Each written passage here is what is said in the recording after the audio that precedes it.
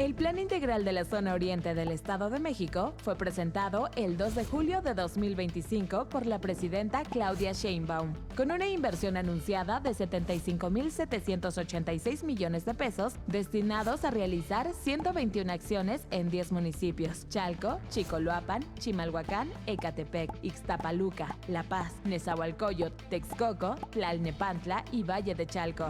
A poco más de un año, el 10 de agosto de 2026, la secretaria de Gobernación Rosa Isela y la gobernadora del Estado de México, Delfina Gómez, se reunieron con los alcaldes de estos municipios para revisar los avances. Entre los resultados destacan obras de agua y drenaje. En Ecatepec se rehabilitaron 24 pozos. En Nezahualcóyotl fueron 9, mientras que en Chimalhuacán se perforaron 3. En Chalco también se concluyó una etapa de recolección de basura para reducir riesgos de inundación. Y aunque ya hay obras y avances reportados, las preguntas ahora son: ¿qué tanto están cambiando las condiciones de vida en la zona? ¿Los beneficios están llegando por igual a los 10 municipios?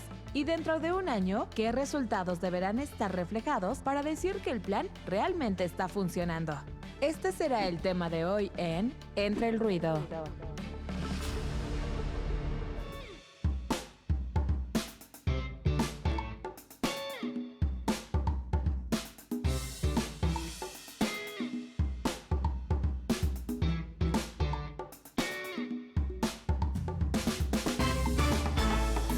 Y hoy justamente ponemos sobre la mesa este plan integral para la zona oriente del Estado de México, este proyecto que va a contemplar 75,000 millones de pesos y que busca transformar la vida de 10 millones de mexiquenses en agua, salud, educación, movilidad, vivienda e infraestructura. ¿Tú qué opinas, Diego, sobre el presupuesto asignado y estas acciones?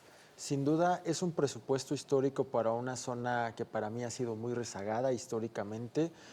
Venimos saliendo de casi 100 años de gobierno del PRI donde nunca se habían atendido a las poblaciones de esa manera, y lo único que espero es que ese presupuesto no acabe siendo una simulación. ¿Por qué?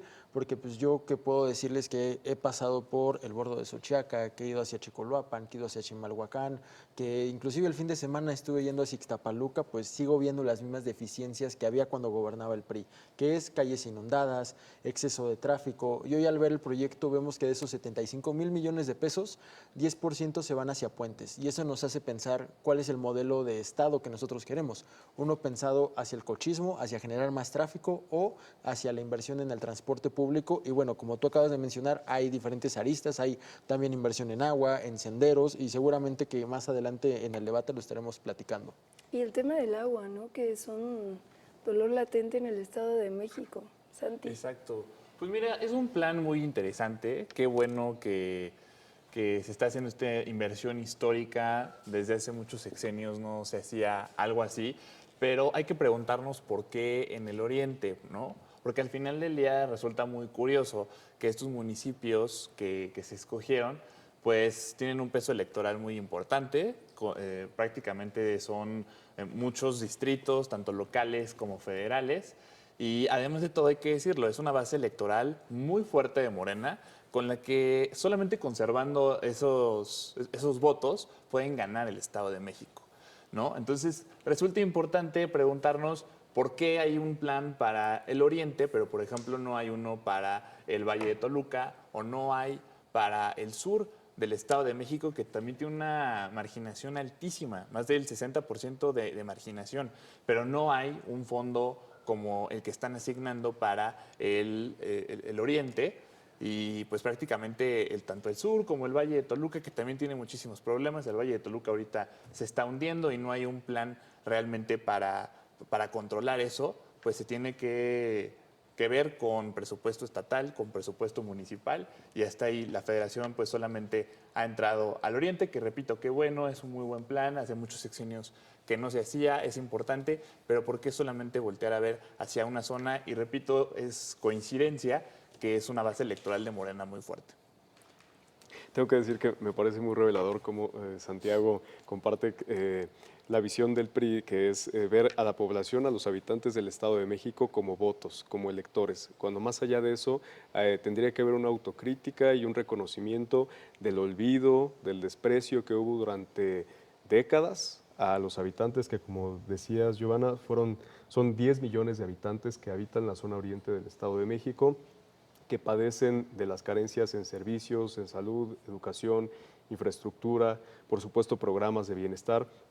Hasta ahora, que estos 75,000 millones de pesos se están distribuyendo no solo en puentes y avenidas, sino que se está construyendo también trolebuses como el trolebús elevado Chalco-Santa Marta, el trolebús Iztapaluca, senderos seguros que son muy importantes porque se plantean desde una visión de que si una niña o una mujer camina segura en una vialidad, cualquier persona puede sentirse segura. Y esto reduce directamente también los índices de violencia que se viven en las comunidades. No es solamente más policías, más presencia del Ejército o Guardia Nacional, que también la hay, sino que hablamos de la recuperación de espacios públicos con luminarias, cámaras de videovigilancia, murales y, por supuesto, una correcta recuperación de estos espacios. Creo que eso es lo que se debe de poner en el centro. Los avances que ya están, por ejemplo, en el caso de los trenes de pavimentación que se han entregado, van más de 1,000 millones de metros de pavimento recuperados, que los baches, pues por supuesto es algo que se padece mucho también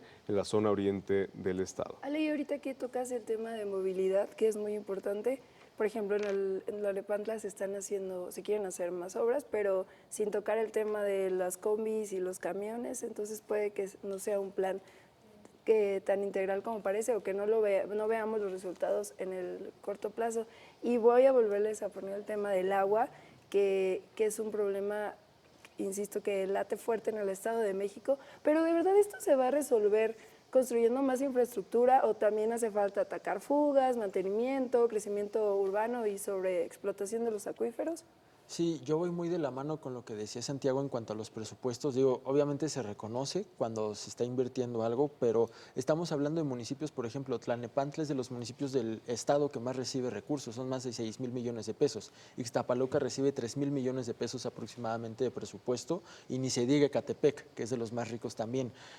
Sobre el tema de las prioridades, hay municipios que, por ejemplo, en el tema del agua, en la carencia, pues obviamente por sí solos no pueden cubrir este tema de cubrir la infraestructura, se necesita del apoyo de gobierno estatal y federal, pero también hay municipios en el rezago, como ya decía, el sur del Estado de México, también la zona de los volcanes que colinda también con Morelos y con Puebla.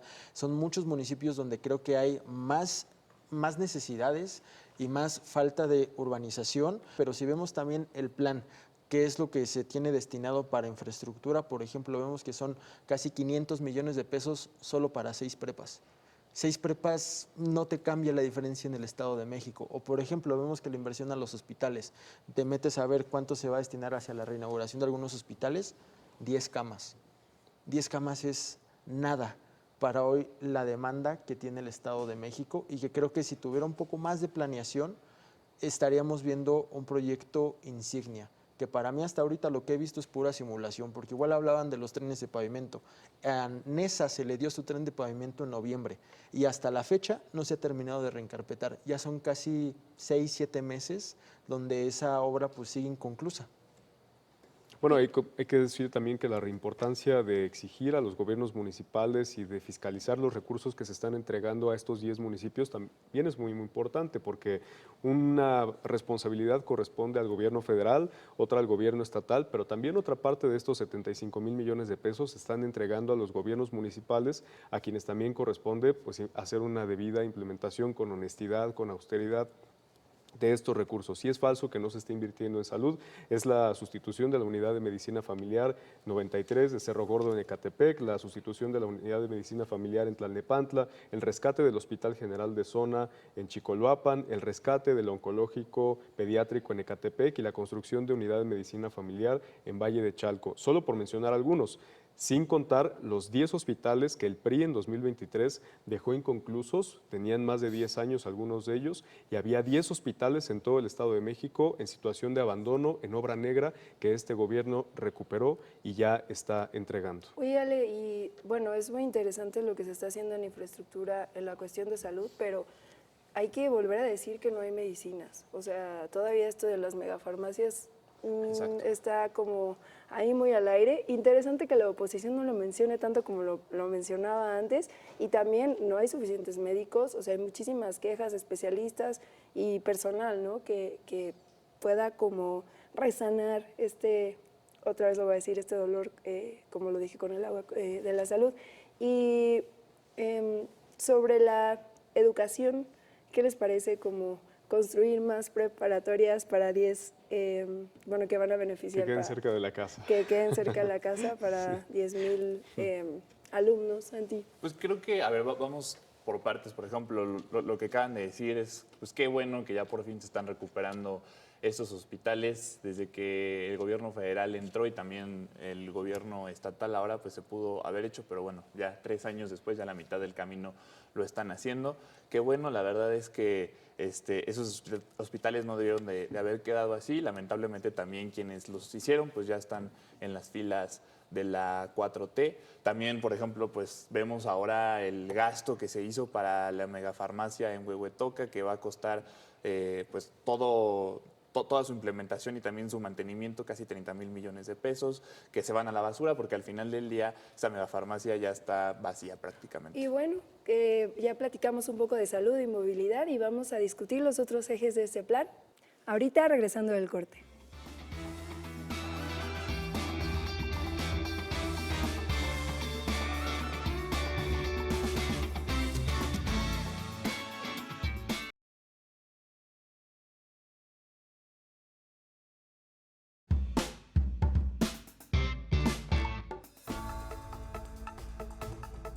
El 21 de agosto, Rubén Rocha Moya regresó a la gubernatura de Sinaloa después de 112 días de licencia, durante los cuales permaneció bajo investigación por señalamientos de autoridades estadounidenses sobre presuntos vínculos con el cártel de Sinaloa, acusaciones que el mandatario niega. Sin embargo, su regreso no fue respaldado por Morena ni por el gobierno federal, que se deslindaron de la decisión y pidieron reconsiderarla. Tras la presión política, Rocha Moya solicitó nuevamente licencia indefinida y este domingo el Congreso Estatal la aprobó por unanimidad.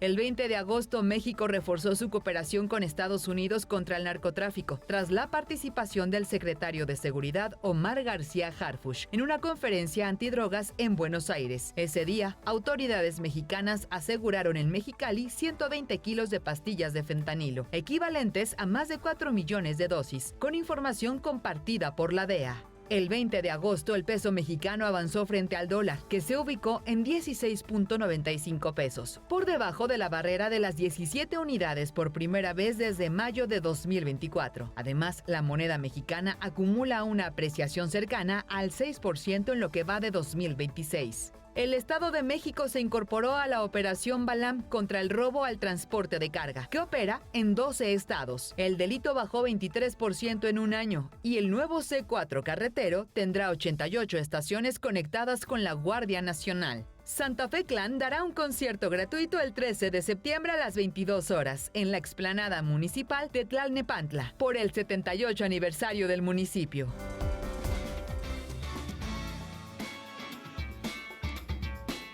Y bueno, muy interesante este tema de Rubén Rocha Moya, apoyo la falta de respaldo de la presidenta a su regreso y este reconocimiento a Harfuch, o bueno, a veces me confunde un poquito, ¿no? Porque Estados Unidos cuando habla de los cárteles es villano y cuando reconocen a Harfuch es héroe, pero vámonos otra vez a este plan integral de la zona oriente y me gustaría abrir con el tema de la vivienda.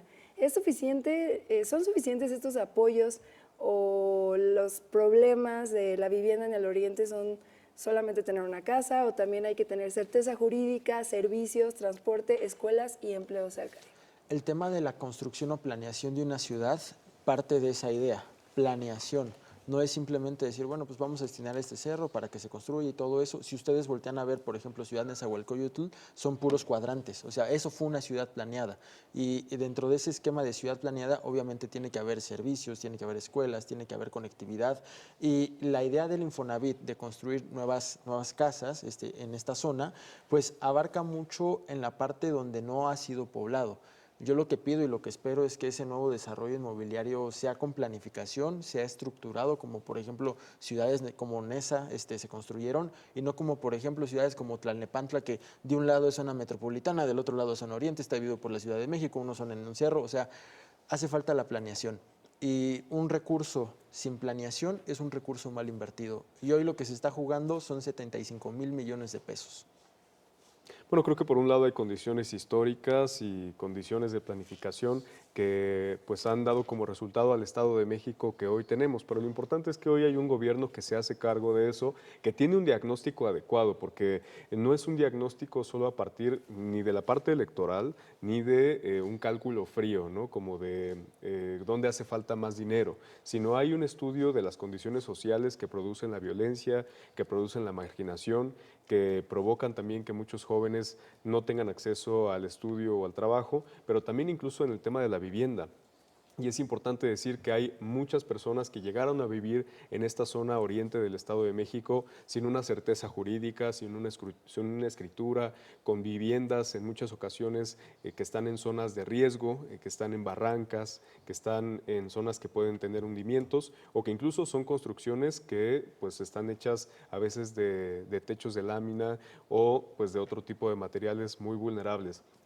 Por eso es muy importante los programas que se han implementado, tanto de apoyo a la vivienda como de construcción, como es el caso de las 102,000 viviendas de CONAVI, Infonavit y Fobiste, que están en proceso, la reestructura de 487,000 créditos que estaban impagables. Eran créditos que, por ejemplo, se daban a un monto de 100,000 pesos, pero se convertían en una deuda de 5 millones. Estos créditos se han reestructurado para que la gente pueda saldarlos y pueda, por supuesto, obtener su vivienda. Y la regularización de 300,000 escrituras también por parte de las instituciones, tanto estatales como federales, que se encargan de regularizar predios que están ya sea en zonas ejidales o en zonas urbanas, pero que muchos gobiernos, de manera irresponsable, entregaron esos terrenos sin una certeza jurídica para las familias. Bueno, vamos a ver si este plan realmente es integral, ¿no? Porque de nada sirve que haya una vivienda que sea insuficiente o de nada sirve que el problema de drenaje no se pueda solucionar. Por ejemplo, en la franja entre Tlalnepantla y